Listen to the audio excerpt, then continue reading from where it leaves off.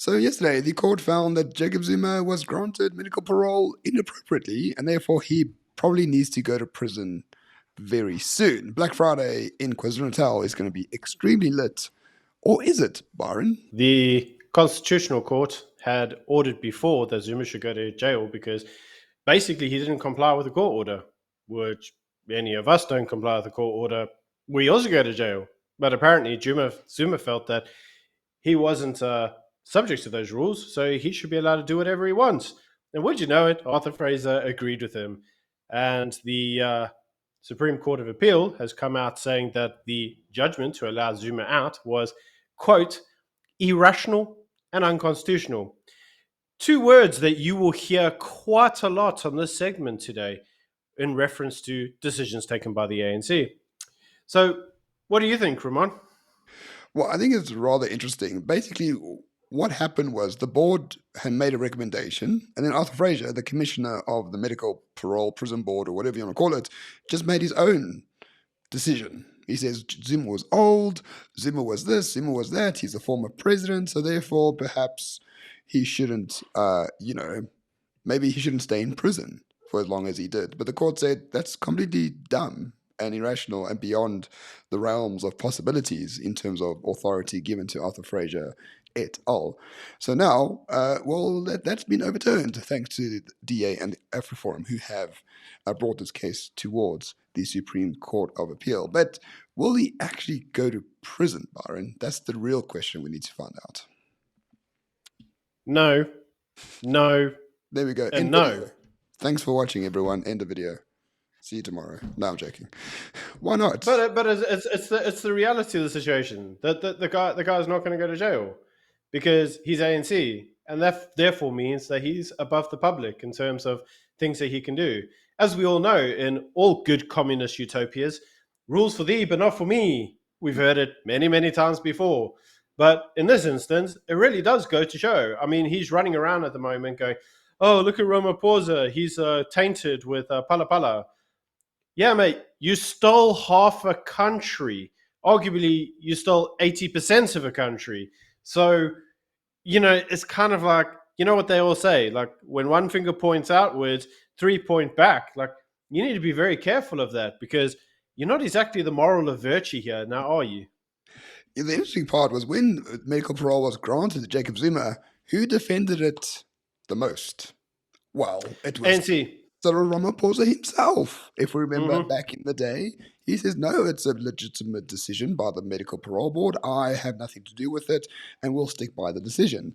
Egg on your face. And he's shame. He's old, and he's he's a former president. We can't be mean to him. He said, "Yeah, is that before or after he called you a puss, Ramaphosa? Like, yeah, grow a backbone, dude." And he said, and the best thing is Jacob Zuma over the weekend said, Cyril was with me for 9 years during the so-called state capture stuff. So why isn't he in the dock as well? Which is a very good point. If you had to choose between Jacob Zuma and Cyril, who would you choose? Zuma. Yes. Because at least Zuma's up front. He goes, I'm going to steal from you. Like, the guy's honest in his corruption and his theft. Cyril's like, no, I'm doing it for your best interest. Like, no, Zuma, any day. Yeah, but in order to find out why he's not going to prison, let us take a short break for the sponsor of today's video, Tagmach. I'm sure most of you know that South Africa is not a normal place. I mean, the July riots of a year ago is very indicative of that. So if South Africa is not normal, why are you settling for normal tactical gear? Which is why we at Warning Shot refuse to use normal tactical gear. We use Tagmach. Tagmach creates the best versatile, battle-hardened tactical gear in the entire country. Gear which is versatile, reliable, and ready to serve in any environment. From medical pouches to magazine holders, Tagmach has the best tactical gear for your next hunting adventure, expedition, or even your riot prevention exercise. And for viewers of Warning Shot, you get a special discount through our link, which is in the description below.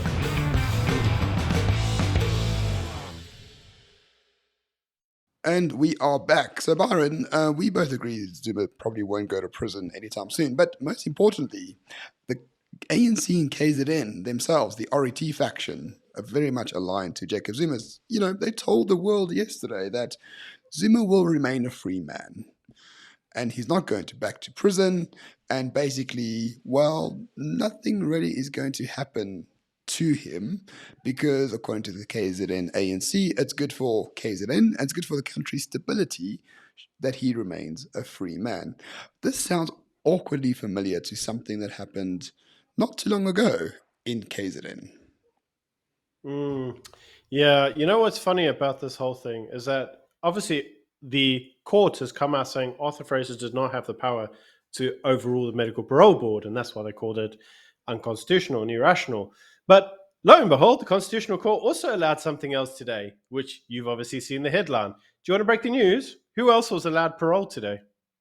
It was the purported killer of Chris Hani, Janice something. I forgot his name. I don't know. Yeah, so the guy that supposedly killed the commie, you know, the guy who killed Chris Hani.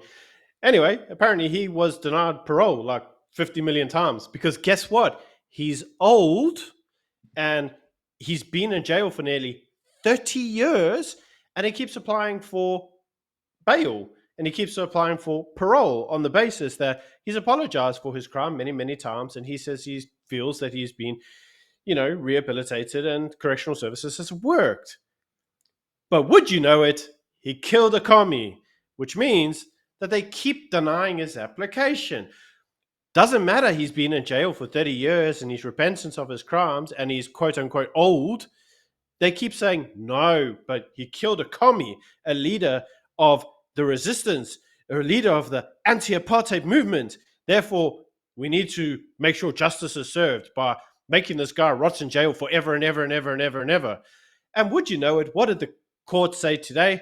Well, they labeled the decision, the latest one done by Justice Minister Lamolo himself, they labeled it unconstitutional and irrational.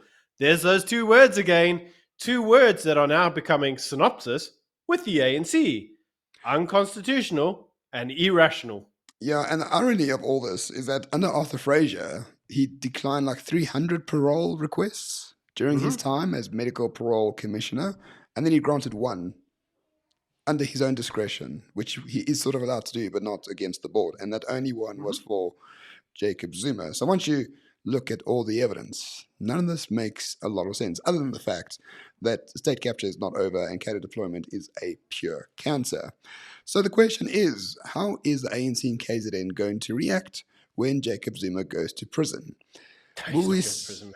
Okay, assuming he goes to prison, will we see, something that similar like the peaceful protest that happened in July last year in KZN once again, or not? What are your views on that? Based on the hypothesis he goes to jail, not that he is. Yeah, he ain't going to jail. My hypothesis is let's look at another one of our favorite clowns in the ANC who has very recently, over the weekend, being criticized, and that is the lovely Lindiwe Sisulu. We love her. She's just so brilliant. She's apparently the minister of the tourism portfolio, although you'd never know because she's too busy walking around looking at MK vets and big pink high heels in camo. Not that they go together. Anyway, she's been asked to account to a portfolio for her department, which sucks. And she said, no, I'm not going to that. Why the hell should I go to that? It's got nothing to do with me. And they're like, it's your portfolio, chick. You need to go there and account to it. And she's like, account? I'm not doing that. And so what has happened to her? The chick that's responsible for tourism is not getting called before a committee to account for it because she feels accountability doesn't apply to the ANC. And what is everybody labeling this as? Unconstitutional and irrational. Anybody getting a feeling here of what's going on? I have a sense that the entire ANC is unconstitutional and irrational and unlawful for the Well, most that's part. racist. How dare you say that? That's not what I'd be implying at all. But it's not because they're black; it's because they're commies. Like there's a clear distinction. Like communist is not a race. Like the worst ones are the white ones, but the black ones are, any commie's terrible. Let's be honest. But anyway, will there be another riot in KZN, Byron? Well, I think that if Zuma goes to prison and if there is a riot, it will show that there is still a faction behind Zuma. Mm. If Zuma goes to prison and nobody gives a shit, what it's going to show you is there is no faction behind Zuma. And more importantly, the ANC is dead because nobody gives a shit about it anymore. In fact, I've got to be honest and say this is a bit like. Do you remember in the 90s there was a TV show Friends, and there was always that episodes Awful show. where it was like Ross and Rachel, like will they, won't they, will they, won't they? By the time you get to season like whatever it got to, everybody's like, I don't give a shit. Can these two just kill each other? Because the storyline is so boring. Like, who cares if they get together? Yeah, they got married. Yeah, no one cares anymore. And I think that's the story of Jacob Zuma going to prison now. I don't think anybody cares, mate. It's like, will he go to prison? When he go to prison?